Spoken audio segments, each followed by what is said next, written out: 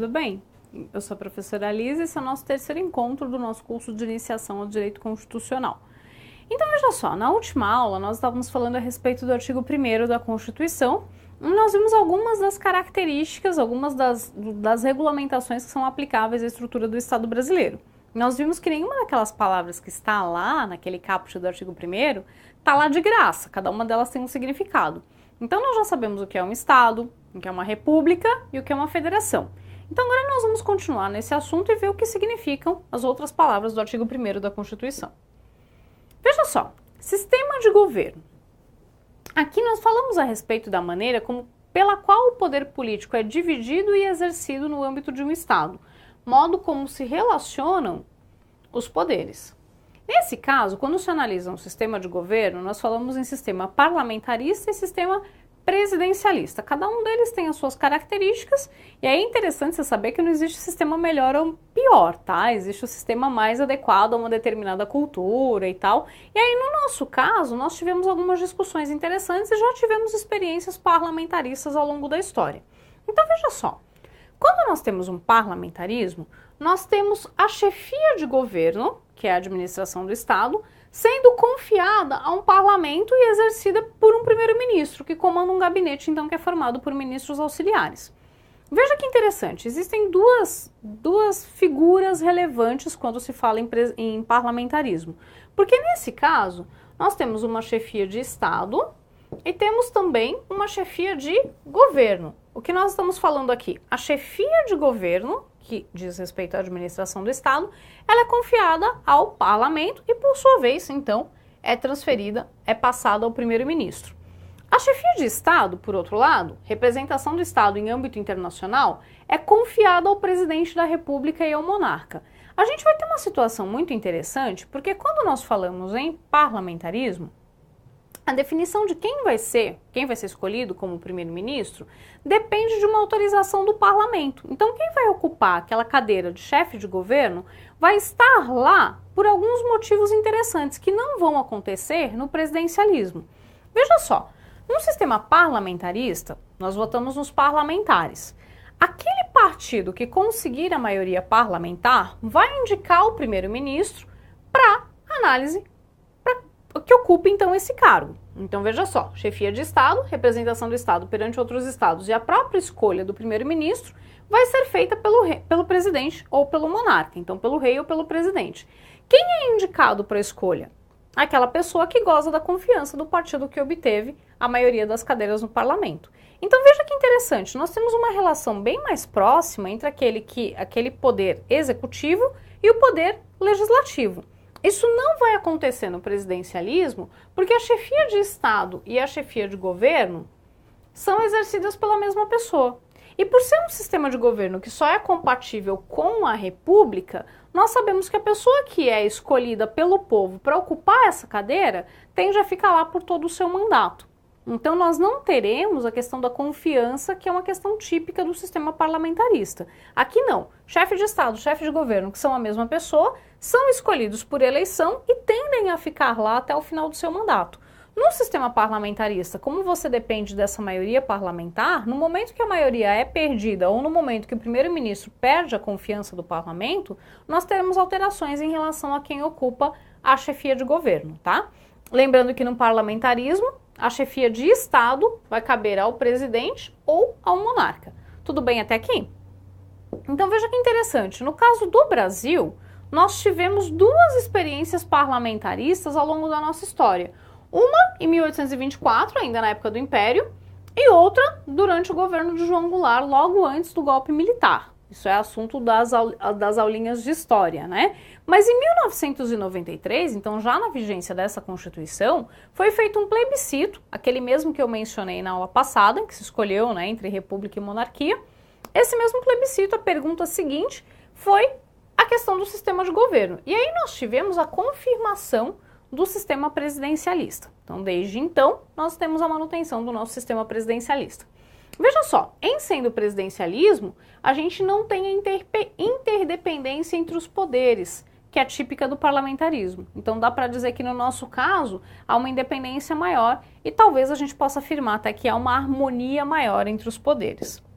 Veja que interessante. interessante, visto tudo isso, todas as questões que nós mencionamos, nós podemos falar a respeito da ideia de um Estado de Direito. E o que é um Estado de Direito?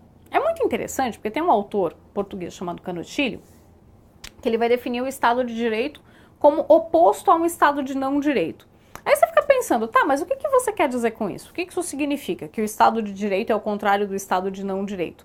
Ele quer dizer o seguinte, em um Estado de não direito, o exercício do poder soberano se dá sem nenhum tipo de peia, sem nenhum tipo de limite. A entidade soberana, o detentor desse poder soberano, vamos supor que é um monarca, que é um rei, ele vai exercer a sua vontade soberana sem nenhum tipo de restrição, sem nenhuma limitação. Um exemplo legal, um exemplo histórico que te ajuda a gravar essa ideia é a monarquia francesa antes da Revolução. Lembra, o que aquele rei dizia? O Estado sou eu, é tudo meu, entendeu? Tudo me pertence, todas as pessoas que estão aqui, todo esse patrimônio é tudo meu, não tem limite para o exercício da vontade soberana. Isso não vai acontecer num Estado de Direito. A ideia de Estado de Direito, ela traz em si a noção de que o poder é limitado. Olha o texto aqui atrás de mim. No Estado de Direito, o poder é limitado pelo ordenamento jurídico organizado a partir de uma Constituição. Então, esse autor, Canottilho, que nós estávamos mencionando, ele vai dizer que um Estado de Direito é uma forma de organização político-estatal cuja atividade é determinada e limitada pelo direito. Então, nesse caso, os indivíduos têm uma esfera de liberdade protegida contra o poder, que é assegurada, então, pelo ordenamento. Firme nessa ideia? Então, vê só. A República Federativa do Brasil, formada pela união indissolúvel dos estados, municípios e do Distrito Federal, constitui-se em Estado Democrático de Direito. E aí também tem como fundamentos algumas ideias que nós vamos ver a seguir. Então veja só, uma das grandes questões da história da humanidade foi justamente o estabelecimento de limites ao exercício do poder soberano. E a ideia de Estado de Direito, então, traz em si a noção de que este poder é limitado por um ordenamento jurídico estruturado a partir de uma Constituição. É muito interessante, lembra quando a gente falou de Constituição outorgada e promulgada? É muito interessante a gente perceber que, para atender a ideia de que o poder emana do povo, o agente soberano, a Assembleia Nacional Constituinte, que produz essa Constituição, deve atuar empoderado pelo povo. Deve haver essa concordância. Já que o verdadeiro titular do poder é o povo, aquele ente que produz uma Constituição e a partir dela a gente organiza um Estado, ele deve agir de modo concorde com essa vontade soberana. Ele deve atuar de maneira adequada, de maneira condizente com as manifestações dessa vontade do verdadeiro titular da soberania, que é o povo. Então veja só, se nós tivermos essas condições ideais, eu vou poder dizer que, nesse caso, a Constituição é promulgada. Os limites para o exercício do poder soberano vão ser estabelecidos por ela e nós temos então uma Constituição que não é derivada de um ato de força. Ela é uma Constituição que condiz com a vontade do titular do poder soberano, então ela é uma Constituição promulgada. Tudo bem até aqui? Vamos seguir mais um pouquinho. Se não for assim, ela é outorgada. Uma coisa muito interessante que eu quero que você preste atenção é que não é porque a Constituição é outorgada que ela é juridicamente menos importante. Nós tivemos, como eu já mencionei na outra aula, várias ocasiões na história do Brasil em que tivemos constituições outorgadas. Nem por isso deixaram de ter a sua relevância, nem por isso elas foram menos constituições. Elas podem ter sido menos democráticas, mas a sua relevância jurídica, a sua capacidade de estruturar o Estado e de organizar o ordenamento, isso se mantém. Então veja só, juridicamente falando, ela não é menos Constituição. Mas em termos políticos a sua legitimidade é questionada, pois ela foi imposta ao povo por um agente que exerce o poder sem o amparo do verdadeiro titular da soberania. Tudo bem até aqui? Tá firme essa ideia? Então agora você sabe o que é um Estado de Direito. Nós temos essa ideia então bem organizada, podemos seguir para o nosso próximo assunto, que são então os fundamentos da República Federativa do Brasil. Então, leia aqui comigo no quadro, mais uma vez, o artigo 1º da Constituição. A República Federativa do Brasil, formada pela união indissolúvel dos estados, municípios e do Distrito Federal, constitui-se em Estado democrático de direito e tem como fundamentos a soberania, a cidadania, a dignidade da pessoa humana, os valores sociais do trabalho e da livre iniciativa, o pluralismo político e parágrafo único. Todo poder emana do povo que o exerce por meio de representantes eleitos ou diretamente nos termos desta Constituição. Então, pessoal, vamos começar a falar dos fundamentos da República Federativa do Brasil. Em primeiro lugar, o que é um fundamento? É importante você perceber que fundamento é uma ideia central. Fundamento é uma ideia que dá base, que dá estrutura e a partir dela nós montamos toda a ideia de Estado brasileiro, toda a organização do nosso ordenamento jurídico. Então, essas ideias centrais que estão aqui atrás de mim, elas são de extrema relevância. Elas são de extremo valor. Então, os fundamentos da República Federativa do Brasil demonstram quais foram os princípios, quais foram os valores essenciais que o constituinte originário escolheu para a organização do Estado brasileiro. E aí, veja só, eu te recomendo muito seriamente ao conhecimento perfeito desses fundamentos.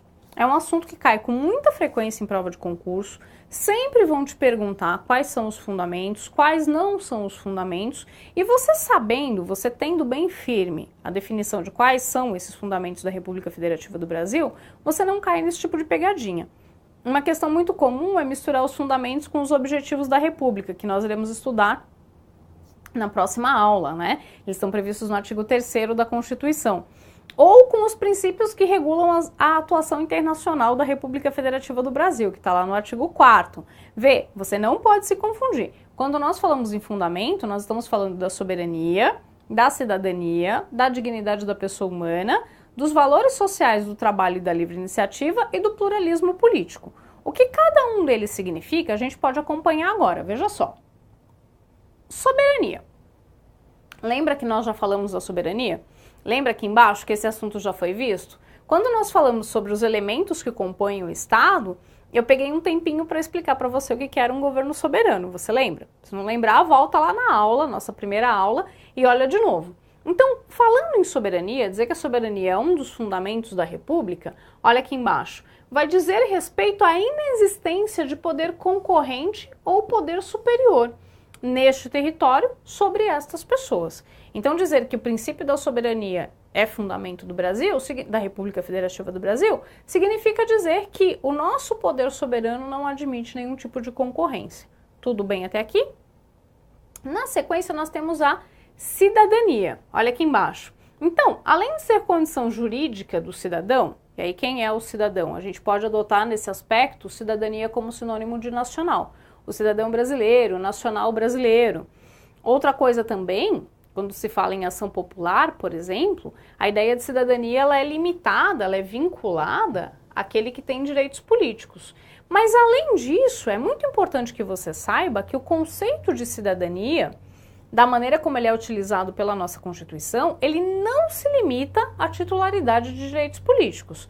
Ele é utilizado, por exemplo, lá por volta do artigo 205, como parâmetro para a educação das crianças. Então, a educação da criança, do adolescente e do jovem preparará para a cidadania. Então, vê uma perspectiva bem mais ampla do que só o votar e ser votado, né?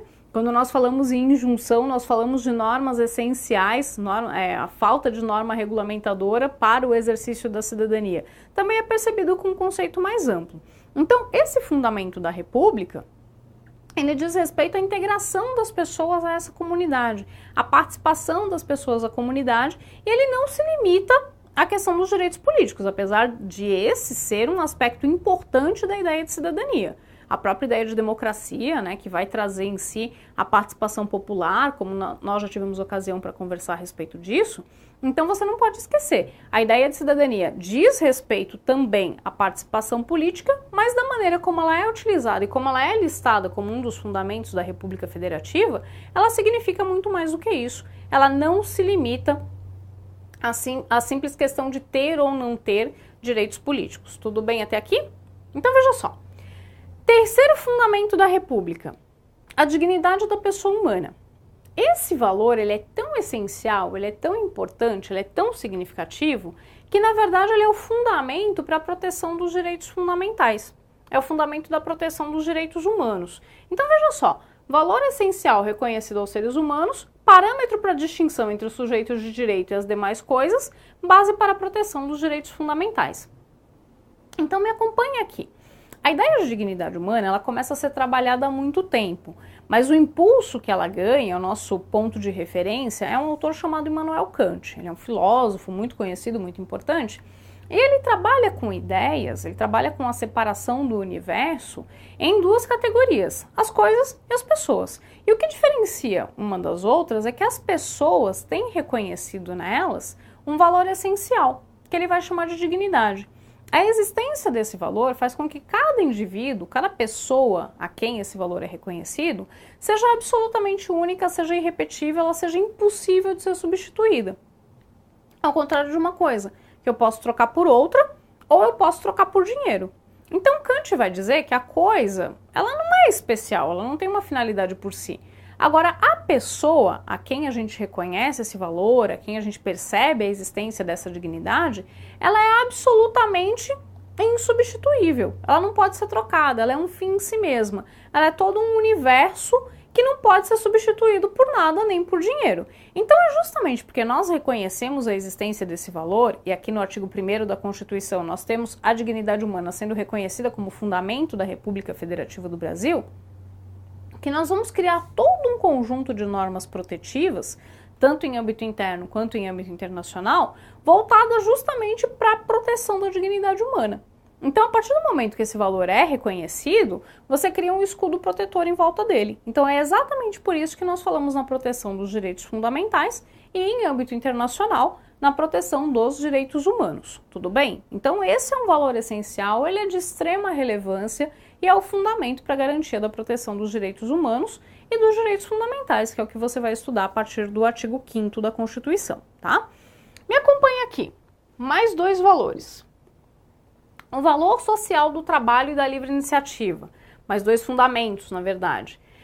Veja, nesse caso, nós estamos dizendo respeito à maneira como o Estado brasileiro vai ver a questão da produção, a maneira como vai haver o respeito à iniciativa privada ou como isso funcionaria. Mesmo que a gente tenha uma economia de mercado, então o Estado brasileiro tem uma postura capitalista, adota um viés capitalista, o trabalho é visto como fundamental para a estruturação social. Então, se acredita no trabalho, se imagina que o trabalho deve ser estimulado, ele deve ser protegido, a gente vai ter a partir do artigo 6º uma série de normas relativas à proteção do trabalhador. E protege-se também, por outro lado, a liberdade de iniciativa.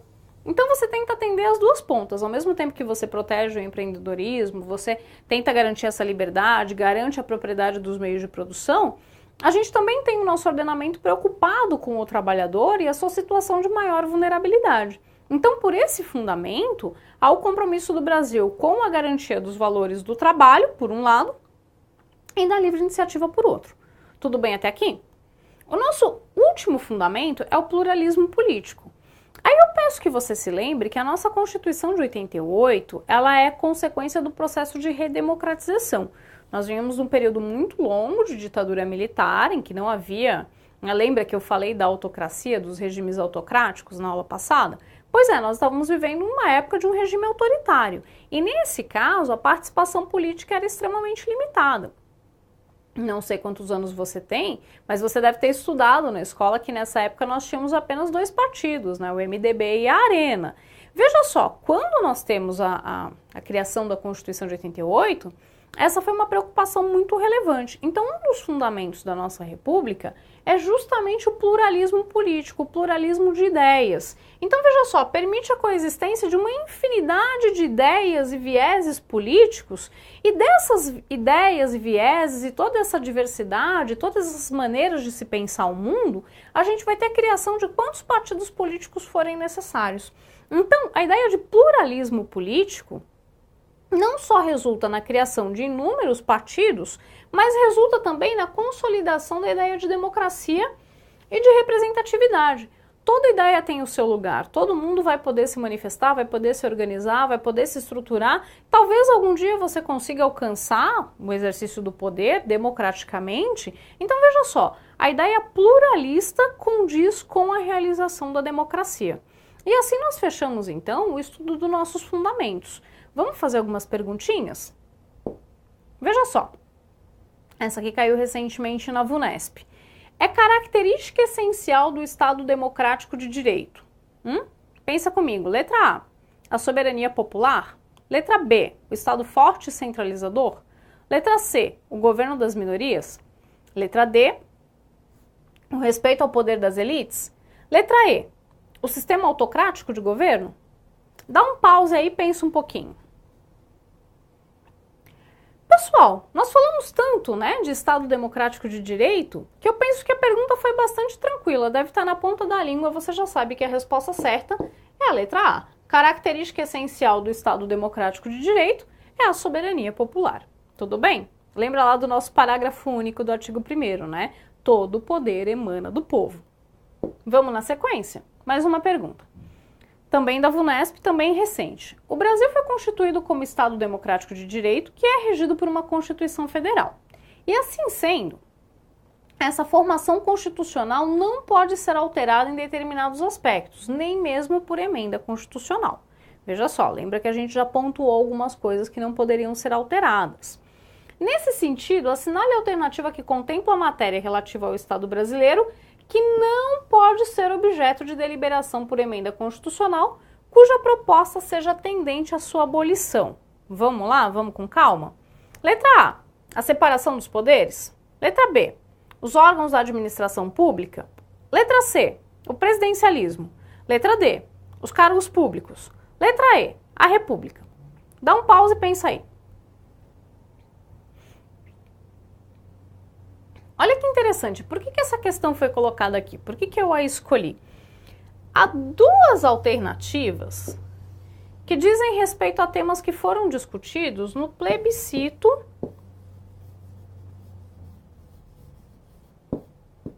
de 1993. Lembra que nós falamos dele? Houve um plebiscito em 1993. O que foi perguntado? Justamente a forma e o sistema de governo. Foi perguntado se nós seríamos presidencialistas ou parlamentaristas, se nós seríamos republicanos ou voltaríamos a ser uma monarquia. Justamente porque há um plebiscito, a gente já percebe que eles não poderiam ser a resposta da nossa questão. Onde que a gente encontra a resposta da nossa questão? No artigo 60, parágrafo 4º, nós vamos ver que são cláusulas pétreas, o voto direto, secreto, universal e periódico, a separação de poderes, a forma federativa e os direitos e garantias individuais. Então veja que interessante, o que não será objeto de emenda tendente à sua abolição? A separação de poderes. Por falar em separação de poderes, esse é o assunto da nossa próxima aula, tá? Então, no nosso próximo módulo, nós falaremos a respeito do artigo 2º da Constituição e da teoria do sistema de freios e contrapesos, né? Que é bastante importante. Mas, por enquanto, vamos ver mais uma perguntinha. Também da VUNESP, também no mesmo ano. A República Federativa do Brasil constitui-se em Estado Democrático de Direito e tem como fundamento, entre outros.